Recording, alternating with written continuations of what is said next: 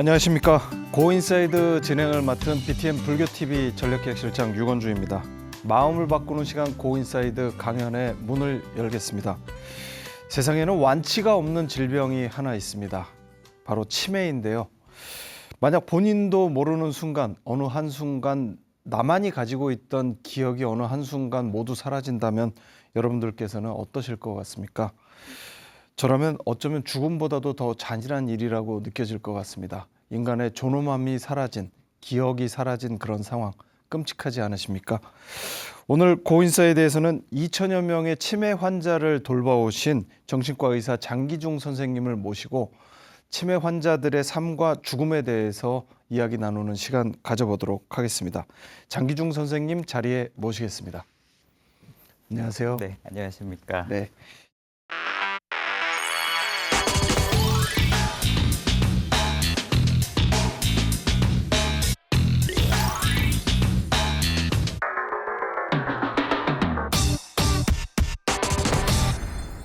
저희 강연 초대에 응해주셔서 감사드립니다. 영광입니다. 아닙니다. 네.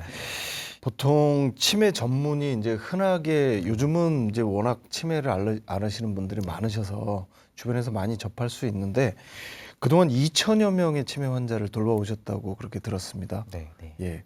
어느 정도 기간 동안에 만나오신 분들인가요? 네, 한 10년 정도 이렇게 진료를 제가 계속 봐왔던 것 같습니다. 예. 그러면은 뭐 얼핏 생각해도 거의 하루에 뭐 수십 명의 환자를 보시는 거나 마찬가지인데. 네, 네. 예. 입원 환자분들도 좀 보고 또 외래에서도 이렇게 환자분들을 만나다 보니까 네. 어느새 그 정도 보게 될 것 같습니다. 그리고 최근에 책도 한 권 내셨어요. 네. 기억이 사라진 자리에 남겨진 것들. 네. 그래서 그 책에 보면은 이제 치매 환자들에 대해서 저희가 잘 알지 못했던 내용들, 그리고 가족들의 이야기, 또 의사 선생님으로서 그 치매 환자들의 삶과 죽음 과정에서 이렇게 느껴지는 아주 여러 가지 내용들이 담겨 있던데 책 소개도 좀 간단하게 부탁드립니다. 네, 제가 낸 책을 쓰게 된 계기는 사실은 지금까지 저희는 사회에서 치매 환자라고 하면 죽음을 기다리는 사람으로서 인식하는 게 많았는데요. 진료실에 앉아서 제가 그분들과 가족분들의 얘기를 듣다 보면은 그 마음속에 남아있는 인간다운 모습을 들을 때가 있고요.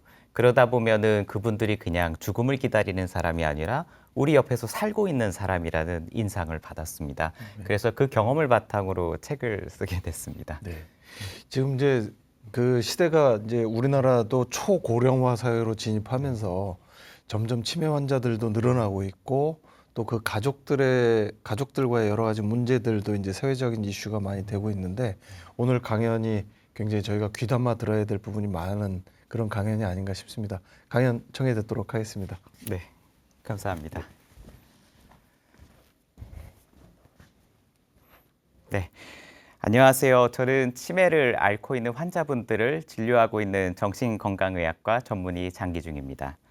제가 오늘 여러분들과 이야기 나눌 내용은 기억이 사라진 자리에 남겨진 것들이라는 내용에 대해서입니다. 저희는 이 과정을 통해서 치매 노인들 마음속에 남아있는 작은 인간다움의 조각을 찾아봄으로써 그분들과 우리가 동행할 수 있는지에 대한 고민을 여러분들하고 같이 해보려고 합니다. 여러분들은 치매에 대한 어떤 기억을 갖고 계십니까? 치매는 남의 이야기가 아닌 나의 이야기로 다가오는 순간 우리에게 또 다른 질문을 던지기 시작합니다. 제가 글을 올리다 보면 그 글 아래 댓글이 많이 달리게 되는데요. 그 중에서도 가장 많은 비중을 차지하는 게 다음과 같은 내용입니다. 치매가 오면 나는 스스로 존엄하게 생을 마감하고 싶습니다. 암보다 무서운 것 같아요. 잠깐 정신이 들었을 때 어디 나가서 죽을 수 있는 시간이라도 있으면 좋을 텐데요. 온전하지 않은 육체와 인간다움을 잃어버린 채 사랑하는 사람에게 비극적인 부담스러운 존재가 된다는 건 우리가 상상했을 가장 큰 비극이기도 합니다. 저는 제 마음속에 남아있는 치매에 대한 첫 기억은 그런 두려움과 마주한 순간이었습니다. 의과대학 실습과정 중에 요양원을 방문한 적이 있었습니다. 요양원 선생님으로부터 간단한 안내를 받은 이후에 저희는 그분들을 따라 치매 어르신분들이 누워 계신 병실로 향했습니다. 당시 제가 방문한 요양원은 그 노인분들이 바닥에 깔린 요에 누워 계셔서 그동안 대학병원에서 깨끗한 환경에서 지내셨던 분들보다는 제가 마음속에 좀 충격을 받은 상태로 그분들을 만나게 되었습니다. 노인들은 약간 허공을 응시한 채 바닥에 누워 계신 상태에서 마치 단단한 껍질에 쌓여 있는 듯 어떤 미동조차 보이지 않았습니다. 간호사분은 그분들을 말기치매 환자라고 설명하면서 다음과 같이 이야기했습니다. 말기치매 환자가 되면 기억력과 같은 인지기능 차원의 문제가 아니라 운동 능력, 언어, 사고를 포함한 인간이라고 특징 지을 수 있는 능력이 모두 사라집니다. 간호사는 그분들의 모습에 익숙한 듯 우리에게 일반적인 치매 증상을 설명한 이후에 환자들 사이를 가로질러 갔고요. 몇몇 치매 노인들은 그런 저희의 모습을 보고 경계심이 가득한 눈빛으로 저희를 보고 있었습니다. 저도 그분들에게 불편한 마음이 들지 않게 하기 위해서 한두 걸음 뒤로 물러나는 순간이었습니다. 그때 제 발에 뭔가 딱딱한 것이 밟혔습니다. 제가 밟은 것은 할머니의 손이었고 그 손을 밟은 순간 할머니는 외마디조차 지르지 못하고 멍하니 천장만 바라보고 있었습니다. 그 중에서도 제가 가장 놀랬던 거는 뒤에 사람이 있다는 인기척을 느끼지 못했다는 점이었습니다. 사람이 있다는 느낌이 저에게 이렇게 큰 의미로 다가온 적이 없었습니다. 치매가 불러일으키는 두려움은 살아있는 채로 직면한 죽음이었습니다. 제가 진료실에서 현재 목격하는 치매 환자분들의 두려움도 아마 그런 공포에서 비롯됐을지 모릅니다. 그분들은 본인이 왜 왔는지도 모른 채 보호자 손에 이끌려 자리에 앉고 자신이 치매 증상이 없다는 것을 증명하기 위해서 갖은 애를 쓰셨습니다. 어떤 분들은 화를 내고 어떤 분들은 과장적인 말이나 행동을 보이면서 제 표정을 살피고 본인이 그것을 충분히 증명해냈는지 눈치를 보시기도 하셨습니다. 하지만 결국 마지막에는 고개를 떨구고 두려움을 드러내고 있었습니다. 그들 안에 잠재된 두려움도 어쩌면 존재하지만 존재하지 않는 사람에 대한 두려움이었습니다. 그들이 두려움에 떠는 이유는 치매로 인해 사라지는 것들이 어쩌면 인간에게 있어서 너무 소중한 것이기 때문일지 모릅니다. 치매가 다가오면 조용히 자리 잡고 있던 평범한 일상이 사라집니다. 언젠가부터 내 앞에 있는 소중한 사람이 낯선 사람이 되어버립니다. 그리고 그들에게 인간다움이라고 일컫는 것들을 내려놔야 하는 상황에 직면하게 됩니다. 저희가 보통 사랑이나 관계, 추억, 독립적인 삶, 자신의 삶을 자유롭게 결정할 권리 등을 말입니다. 결국 치매의 두려움이라는 것은 이런 것들과 맞물려서 죽음 이외에는 우리를 구원할 수 있는 게 아무것도 없다라는 결론에 내리게 됩니다. 기억이 사라진 자리에 남아있는 것은 아무것도 없는 것일까요? 치매에 걸리면 우리의 인간다움은 완전히 사그라드는 것일까요? 저는 여러분에게 이 질문을 던지면서 이것을 같이 살펴가는 과정에서 그분들 안에 남아있는 작은 인간다움의 흔적이라도 같이 발견할 수 있기를 희망했습니다. 지금부터 제가 찾은 4가지의 그분들의 자취를 한번 살펴보도록 하겠습니다. 첫 번째, 기억이 사라진 자리에 남겨진 것 중 하나는 감정이었습니다. 치매 노인의 기억은 조각나고 짜깁기 되고 어떤 서사를 이루기가 어렵습니다. 하지만 그런 조각나고 사라진 기억 아래서도 여전히 감정은 마음속에 쌓여가고 있었습니다. 한 가지 사례를 얘기 드리겠습니다. 술 문제로 동반한 치매 증상으로 아내를 밀쳐서 입원한 한 할아버지가 계셨습니다. 그분은 회진 때마다 저한테 다음과 같은 질문을 했습니다. 내 아내는 괜찮은 거죠? 이제 안 아픈 거죠? 할아버지는 아내가 어떻게 다쳤는지는 정확하게 알지 못했지만 다쳤다는 사실만큼은 알고 계셨던 것 같습니다. 저는 그 애처로운 표정에 할아버지한테 당신 때문에 다쳤으니까 술을 드시면 안 된다 이런 얘기를 드리기가 어려웠습니다. 그래서 아내는 잘 치료받고 있으니까 할아버지도 여기서 잘 치료받으시라라는 얘기로 다독였습니다. 그러면 할아버지는 제 두 손을 잡으며 아, 고맙다. 잘 부탁드린다. 이런 얘기를 하시면서 저에게 당부를 했습니다. 그리고 저희는 다음 날도 또 그 다음 날도 또 그 다음 날도 같은 대화를 반복했습니다. 이런 모습들은 할아버지 외에도 다른 환자분들에게도 나타나는 모습입니다. 자식이 매일 저녁이면 퇴근해 돌아온다는 평범한 사실은 잊어도 자식을 향한 사랑과 걱정으로 매일 대문 밖을 서성였습니다. 남편이 이미 세상을 떠났다는 사실은 잊어도 밤 시간이 되면 남편의 끼니를 챙겨야 한다는 걱정으로 귀가를 서두르곤 했습니다. 반대로 부정적인 감정이 쌓이면 이는 초조, 망상, 공격성과 같은 나쁜 치매 증상의 재료가 되기도 했습니다. 결국 그들의 기억이 사라진 자리에 어떤 감정이 남느냐에 따라서 치매 이후의 삶에도 영향을 미쳤습니다. 지금 여기 보시는 사진은 마르타 씨 곤잘레스라는 분이십니다. 이분은 알츠하이머 병에 걸린 전직 발레리나이셨습니다. 사진에서 보는 것처럼 알겠지만 치매로 인해서 기억이 사라지고 이제는 더 진행이 되어 걷는 것조차 어려운 말기 치매 상태에서 백조의 호수라는 음악이 불러일으킨 감정의 일러김을 경험하는 순간 자신의 몸이 기억하는 발레리나로서의 온전함을 보여줘서 많은 사람들에게 감동을 일으켰습니다. 여기 나온 그림은 이는 뇌과학적으로도 이런 환자분이 감정으로 인해서 기억이 살아나는 현상을 설명할 수 있는데요. 초록색으로 나와 있는 이 편도체라는 부분은 감정이 기억되는 뇌의 장소입니다. 그리고 빨간색으로 반원 형태로 그려져 있는 이 부위는 뇌의 해마라는 부위고 치매로 인해서 이 부위가 손상이 되면은 기억을 못하는 장소입니다. 보시면 아시겠지만 이 두 가지 부위는 상당히 옆에 밀접하게 붙어 있어서 서로가 서로에게 밀접한 영향을 미칩니다. 즉, 감정에 대한 부분이 아무리 치매로 인해서 해마가 파괴됐다 하더라도 감정에 자극을 받게 되면 순간적으로 기억이 살아날 수 있는 현상에 대해서 설명할 수 있는 것입니다. 기억하지 못해도 감정은 남아 있습니다. 우리가 그분들의 감정에 귀를 기울여야 하는 이유이기도 합니다. 한순간이라도 그분들이 온전한 느낌을 받을 수 있도록 한순간이라도 우리가 그분들을 이해하고 소통할 수 있도록 우리는 그분들의 감정에 귀를 기울여야 합니다. 기억이 사라진 자리에 남겨진 두 번째는 관계의 욕구입니다. 단순한 대화조차 하지 못하거나 증상에 빠진 치매 노인들을 보면 누군가의 관계가 전혀 무의미한 사람으로 여겨지기도 합니다. 저도 어쩔 때는 치매 환자와 수개월 동안 한마디 대화조차 못하는 경우도 있는데요.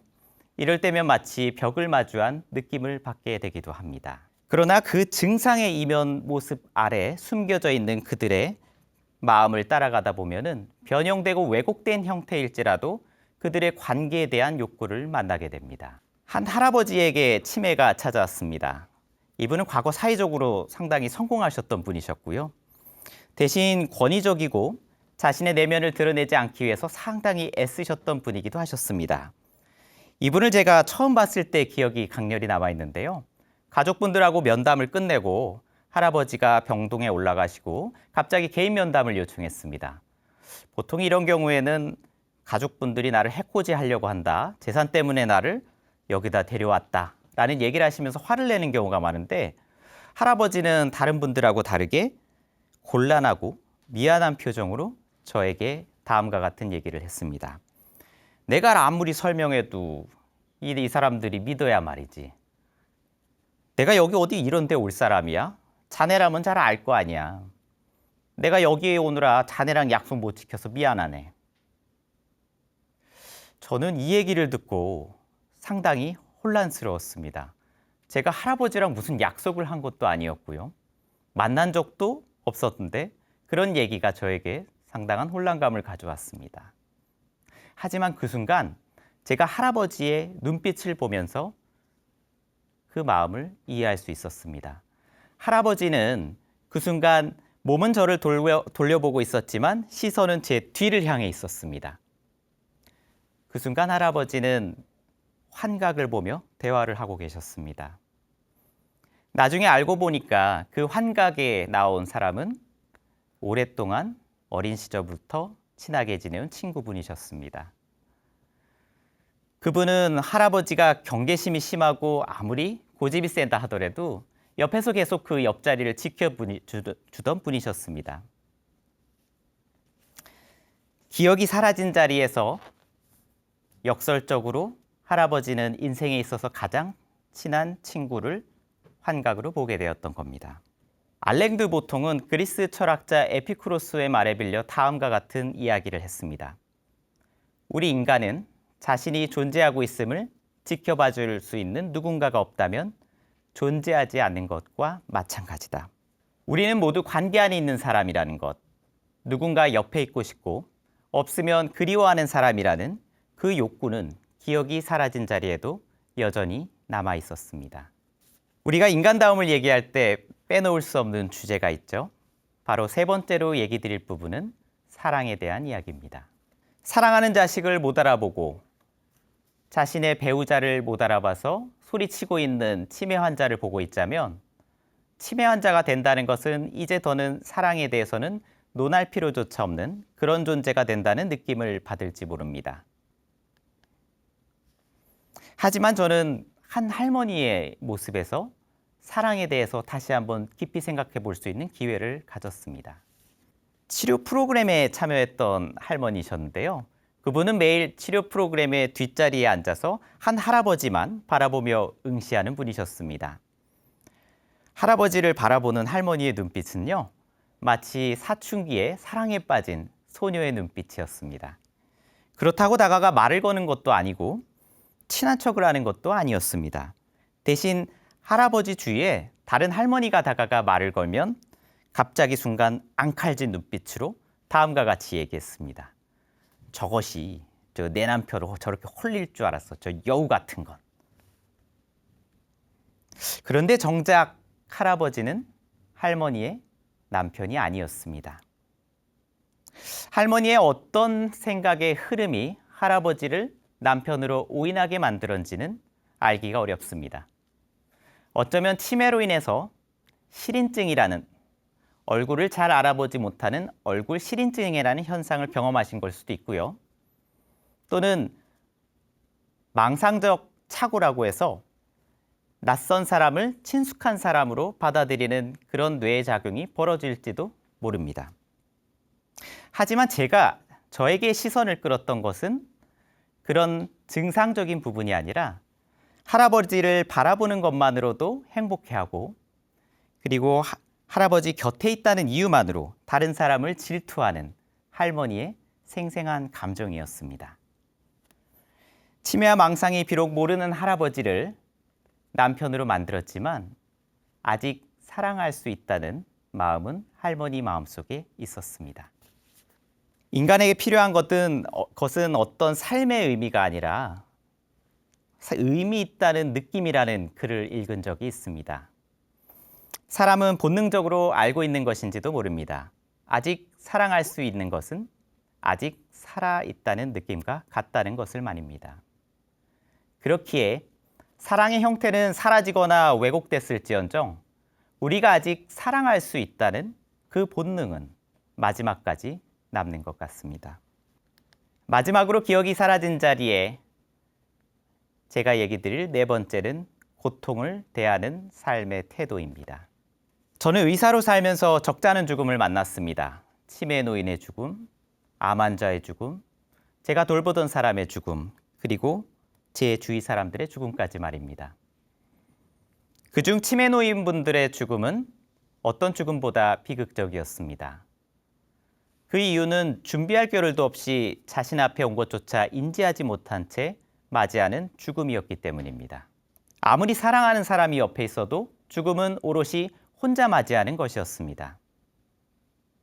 그렇기에 어떤 죽음이 외롭지 않으며 어떤 죽음이 비극적이지 않겠습니까?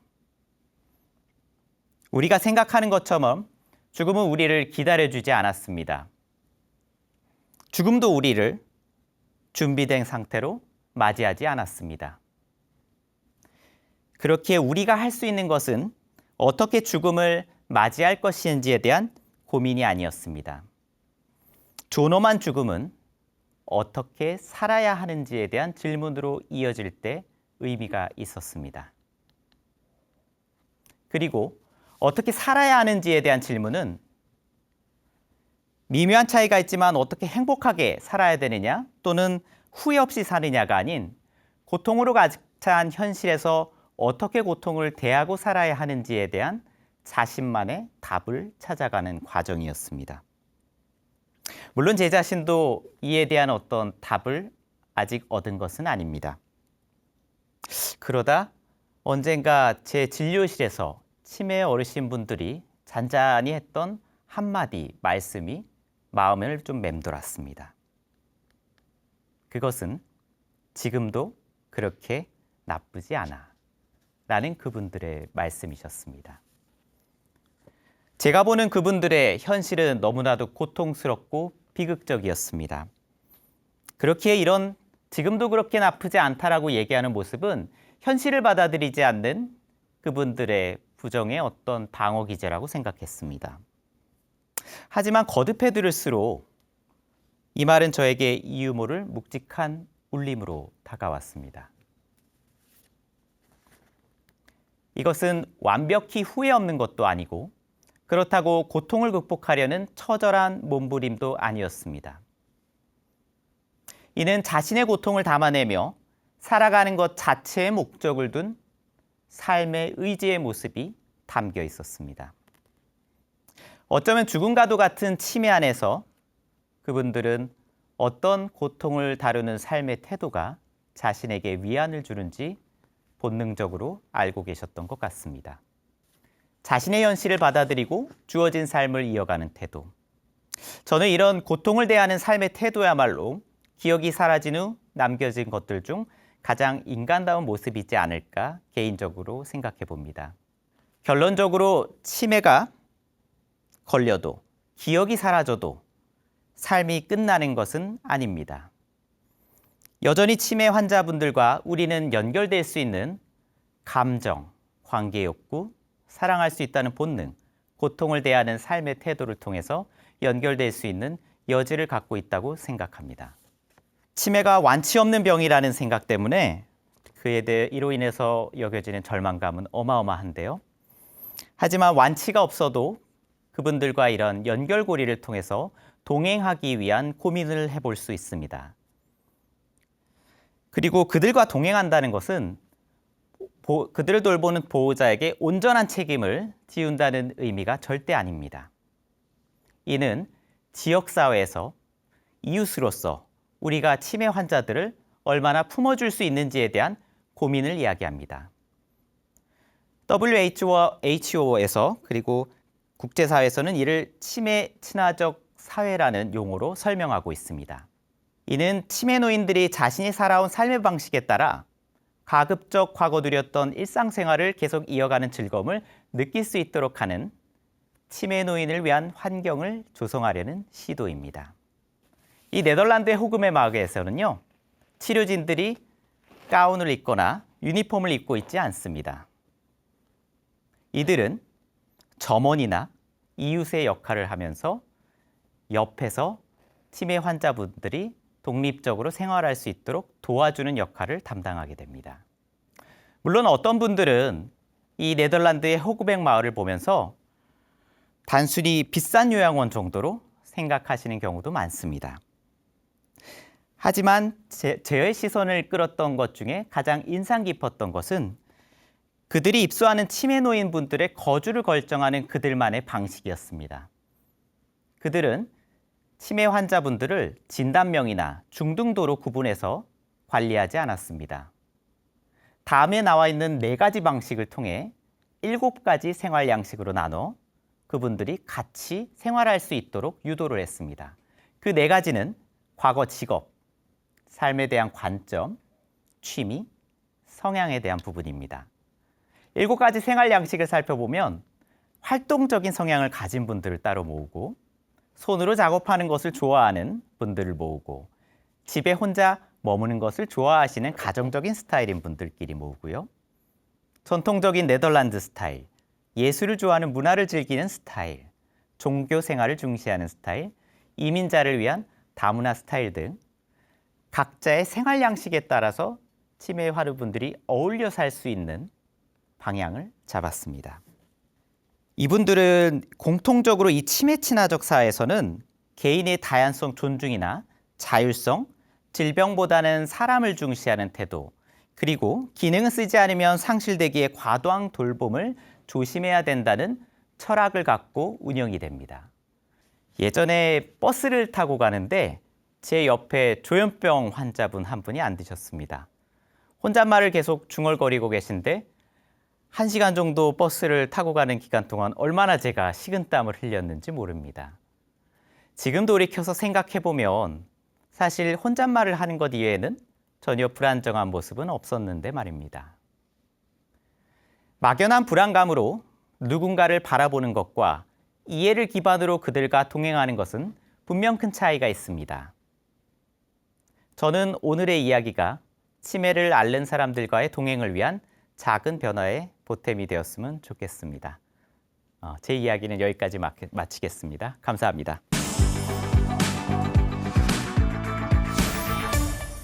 제가 강연을 밖에서 이제 듣고 있으면서 가장 많이 들었던 생각은 치매를 바라보는 이 관점이나 이 지혜가 필요하다라는 그런 점이 아니었나 이런 생각이 듭니다. 네. 그러니까 치매도 우리가 좀 많이 공부해 봐야겠다라는 생각이 들었는데 어떠십니까? 네, 맞습니다. 지금까지는 저도 옆에서 관찰자로서의 역할로서만 치매 환자분들을 바라보려는 노력을 했었는데 네. 제가 치매 환자분들을 보면서 그분들 마음을 들여다보는 과정을 하다 보니까 치매 환자의 마음에서 이 세상을 바라보는 시선을 네. 계속 이해하려고 노력을 했었고 네. 그러다 보니까 그분들과의 연결고리에 대한 오늘 강의에서 얘기했던 그런 내용들을 아마 좀 마음속으로 생각할 수 있지 않았나 생각합니다. 네. 보통은 이제 뭐 치매라든지 뭐 이런 죽음이라든지 뭐 이런 주제를 다룰 때 의사 선생님들께서 이렇게 좀 뭐라 그럴까 학문적으로 다루시고 의학적으로 다루시는 것 같은 느낌이 많이 들었는데 사실 오늘은 제가 들으면서 그런 게 아니라 문학적이고 상당히 인문학적인 그 치매에 대한 접근법을 이렇게 들은 것 같은 느낌이 들어서 한편으로는 그 학문적으로 생각하는 것도 중요하지만 이렇게 인간적으로 그 사람의 삶을 어떻게 볼 것인가라는 그런 관점이 굉장히 중요하다는 생각도 들었거든요. 네. 어떠세요? 네, 맞습니다. 제가 여기 이 앞에서 그러니까 강연을 하고 또 책을 쓰는 것도 어찌 보면 방금 얘기하신 그런 말씀을 다른 분들과 같이 공유하고 싶어서 네. 이 자리에 또 서게 된 것 같아서 네. 영광이었습니다. 선생님께서 어떻게 치매 환자를 이렇게 돌보게 되는 계기가 되셨는지, 그러니까 의사 정신과에서도 다루는 분야가 굉장히 여러 분야가 있지 않습니까? 근데 그 중에서 이 치매 환자를 다루게 된 어떤 그런 계기랄까요? 그런 게 있으신가요? 사실 어떤 거창한 이유 때문에 이 일을 시작한 거는 아니었고요. 뭐 제가 존경하는 은사님께서 이 노인정신의학 그 중에서도 치매 쪽에 대한 전공을 하셨던 분이셨기 때문에 아무래도 그런 환자분들에 대한 얘기를 같이 나누다 보면서 그분들이 어떤 관점을 갖게 되는지 또 어떤 도움이 필요한지에 대한 얘기를 하다 보니까 자연스럽게 이 치매 환자분에 대한 진료를 좀 전공을 하게 된 것 같습니다. 네, 좋은 선생님이 계셨군요. 네. 예, 그때를 계기로 해서 지금까지 이제 많은 치매 환자를 돌봐오셨는데 많은 어르신들, 환자들 만나셨을 텐데 좀 기억에 남는 환자가 있으실까요? 네.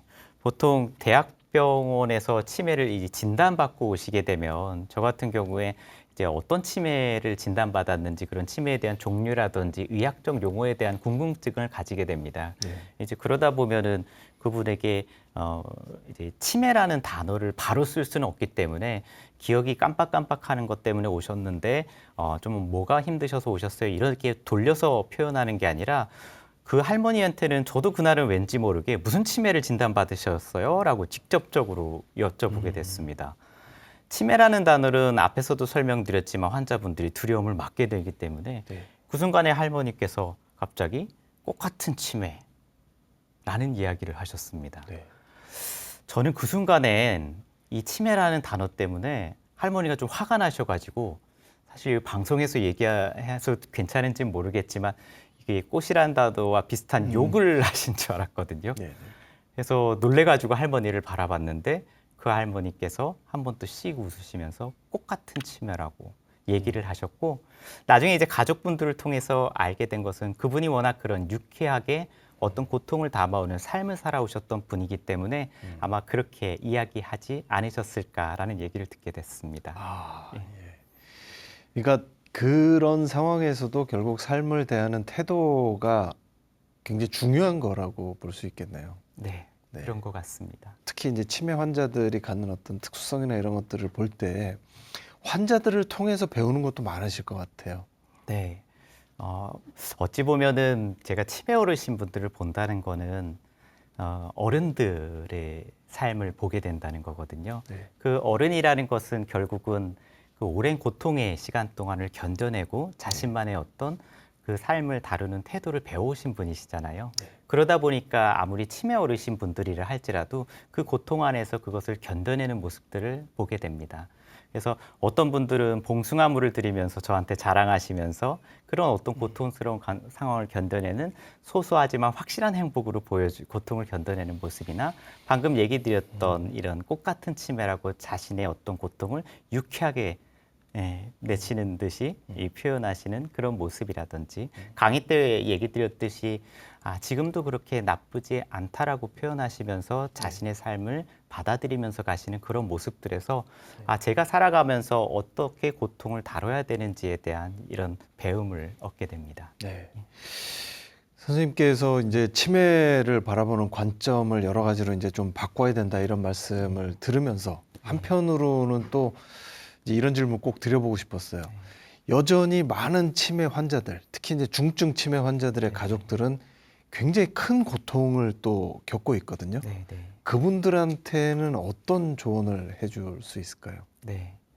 사실은 저희가 치매 환자분들을 바라보면서 그 가족분들에 대한 얘기를 하지 않을 수가 없습니다. 이거는 꼭 중증 치매 환자뿐만 아니라요. 네. 초기 단계에 치매가 발생하게 되면은 그때부터 가족분들의 무너지는 마음이 시작이 됩니다. 네. 이분들도 어떤 이 고통스럽게 변한 자신의 인생에 대한 부분을 받아들이는 데 있어서 분명히 시간과 노력과 도움이 필요한데, 네. 그 어찌 보면은 중증으로 진행되기 전에 더 도움이 필요한 상태에서 그분들은 혼자 그것을 경험하시다가 어떤 분들은 무너지시기도 하고, 그런 무너지는 모습이 어떤 정신건강의 문제라든지 이런 쪽으로까지 진행돼서 나타나는 분들이 계십니다. 네. 그렇기 때문에 꼭 저희가 중증 치매로 힘든 가족분들 뿐만 아니라 처음부터 이 치매에 대한 변화를 갖게 되는 가족들에 대해서는 조금 더 집중적인 관심과 사회적 도움이 필요하다고 생각하고 있습니다. 네. 강연을 통해서 인지 능력을 잃어가시는 분들이 기억은 해마에서 사라지지만 감정은 남아 있다. 네, 네. 조금 저희가 이제 생각해 왔던 거하고 좀 다른 얘기인데, 네, 네. 그러니까 저장되는 부위가 다르다는 말씀이시잖아요. 네, 네, 네, 맞습니다. 그러면은 기억이 사라지고 난 다음에 감정은 어떻게 이게 진행이 됩니까? 네.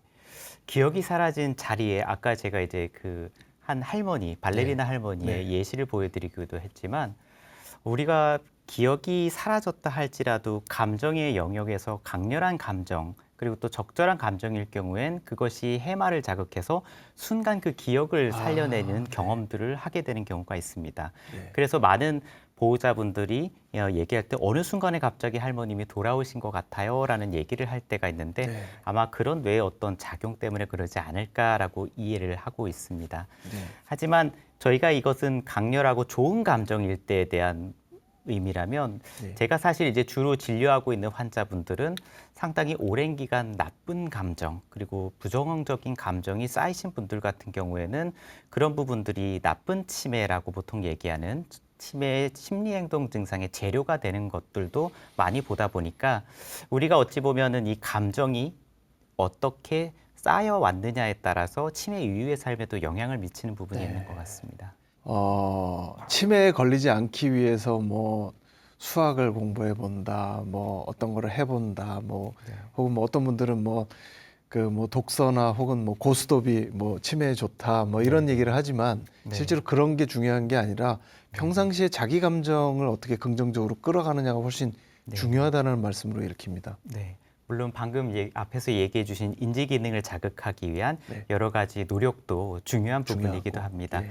하지만 치매가 진행되고 나서의 나의 어떤 치매 이후의 삶에 대해서 감정도 그만큼 중요한 영향을 미친다고 이해를 한다면은 얘기하셨듯이 좋은 감정 그리고 네. 또 이런 나쁜 감정, 부정적 감정을 가라앉히기 위한 노력들 이런 것도 필요하지 않을까 생각됩니다. 네. 예. 책을 통해서 이렇게 보면 치매 환자를 이해할 수 있는 여러 감정에 대해서 좀 배울 수 있는 기회가 됐었는데 네. 치매 환자와의 어떤 감정 교류, 네. 그들과 감정을 나눈다는 것 어떻게 하는 것이 좋은 방법일까요? 네. 저희가 치매 환자와의 감정을 교류하는 데 있어서 제가 가장 그 전에 먼저 강조하는 내용이 있습니다. 네. 그게 어떤 부분이냐면 치매 환자의 시간과 우리의 시간은 서로 다르게 흐른다는 점입니다. 네. 7초 할머니라는 얘기를 들은 적이 네, 있습니다. 네, 네. 어떤 내용이냐면 질문을 드리면 7초를 세고 난 이후에 그분은 대답한다는 얘기입니다. 아, 예, 치매 환자분들에게 있어서는 자신의 생각이라든지 감정 이런 부분들을 느끼고 표현하는 것들이 그들만의 세간으로 느리게 흘러가기 때문에 저희가 저희의 시선만 가지고 그것을 들여만 본다고 해서 바로 이해하거나 소통할 수 있는 것은 아닙니다. 네. 그분들에 맞춰진 시간에 저희가 녹아들어가면서 거기서 특히 이제 치매 환자분들이 어떤 큰 감정적인 반응을 일으켰을 때 네. 저희가 그거를 집중해주고 네. 들여다봐주고 같이 해주고 하는 부분의 경험을 그분들에게 남겨줄 수 있다면 그런 것들이 쌓여 치매 환자와의 감정적 교류가 되지 않나라고 생각을 합니다. 네. 제가 제 개인적인 네. 경험으로는 네네. 치매 환자분을 한번 만난 적이 있었는데 예. 과거에 어렸을 때의 기억은 굉장히 또렷하게 선명하게 기억을 하고 계시는데 네네. 계속 같은 말씀을 반복을 하세요. 네네. 같은 걸 계속 물어보시는 거죠. 네네. 그러니까 방금 전에 물어보시고 기억을 했다고 생각했지만 단기 기억이 없으시니까 네네. 다시 계속 반복해서 네네. 그래서 하루 뭐 1시간 정도 앉아 있는 동안 같은 질문을 뭐 한 수십 번을 받게 되고 네네. 사람들이 이제 그러면서 좀 지치는 경우도 있고 그렇지 않습니까? 네네네. 그럴 때는 어떻게 해야 됩니까? 네. 물론 그 상황이 되면은 저도 그런 부분에 마음에 답답한 부분 때문에 네, 초조한 마음이 들기도 하지만요. 네. 하지만 그래도 계속 생각하게 되는 부분은 그분들이 내용을 반복해서 한다기보다도 뭔가를 우리에게 전달하기 위해서 계속 노력하고 있다는 부분을 좀 들여다 보려고 노력하고 있습니다. 아, 이제 그러다 보면은 계속 그 메시지를 내용에 대한 부분이 아니라 어떤 마음을 전달하고 싶고 나랑 소통하고 싶은 걸까 이런 감정적인 부분을 조금 더 이해하려고 합니다. 네, 네. 맞습니다. 그래야 할 것 같다는 생각이 드네요. 네. 앞으로 뭐 뇌과학의 발전이나 어떤 뭐 이런 의학의 발전을 통해서 치매를 완치할 수 있는 그런 시대도 올까요? 어떻게 보십니까? 네, 저도 가장 바라는 부분이기도 하고요. 네. 어떤 약이나 또는 저희가 치매 백신이라고 알려진 네. 이런 의학적인 부분에 있어서 획기적인 개발이 된다면은 아마 지금과 같은 상황이 큰 전환이 오리라고 생각하는데, 근데 안타깝게도 지금까지 제가 들었던 소식으로서는 어떤 획기적인 어떤 개발이 이루어지지 않은 걸로 얘기를 들었습니다. 네. 이제 그러다 보니까 결국은 아직은 우리가 그분들을 치료의 관점으로, 완치의 관점으로 본다기보다도 네. 어떻게 제한된 상황에서 같이 동행할 수 있을까에 대한 고민을 하는 게 필요하다고 생각하고 있고요. 네. 그것은 치매 환자에 대한 이야기가 공공연하게 많은 사람들이 이야기할 수 있는 분위기가 만들어지고 또 한편으로 제가 더 바라는 거는 외국 같은 경우는 학회에 나가게 되면은 치매 환자분들이 나와서 자신의 어떤 상태에 대한 부분을 강연을 하거나 발표를 하는 경우가 있습니다. 근데 우리나라에서는 아직은 익숙하지 않은 모습이기는 하죠. 네. 그렇게 본인의 목소리를 낼 수 있는 분위기까지 만들어진다면 네. 아마 저희가 동행에 대해서는 더 네. 많은 이런 분위기가 만들어질 것 같습니다. 치매는 치료보다 예방이 중요하다 이런 말씀 해주시는데 네네. 우리 생활에서 치매 예방을 위해서 꼭 지켜야 될 어떤 생활 수칙 같은 거 있을까요? 네네. 저희가 보통 이 치매 예방 수칙에 대해서 얘기를 하자면요, 진인사 대천명이라는 네. 용어가 있습니다. 그래서 이거를 앞 글자를 따서 만든 용어인데요. 네. 진이라고 하면 진땀나게 운동하시고요. 네. 인하하면은 인정사정 없이 담배를 끊고요. 네. 그다음에 사하면은 사회생활을 열심히 하시고 네. 긍정적인 감정을 가지시고요. 네. 대라고 하면은 대내 활동. 네. 아까 이제 뭐 인지적으로 자극받을 네, 수 있는 네, 이런 네. 것들을 많이 하시고요. 네. 천이라고 하면 천박하게 술 마시지 않는 거를 의미합니다. 네. 그리고 마지막으로 명은 네. 머리를 명석하게 만드는 음식들 네. 이런 것들 영양을 잘 챙기시기를 이야기를 합니다. 네. 사실 저는 선생님과 만나기 전에 선생님께서 쓰신 책을 봤는데 그 책에는 오늘 강연보다 훨씬 풍부한 우리가 정말 그 실생활에서 접해보지 못한 정말 2천여 명의 치매 환자를 돌보시면서 보고 느끼고 스스로 공부하셨던 내용이 더 많이 담겨 있어서 책을 또 보시면은 더 큰 도움이 될 것 같다는 생각이 듭니다. 오늘 늦은 시간까지 강연해 주셔서 감사드립니다. 네, 고맙습니다. 감사합니다. 네.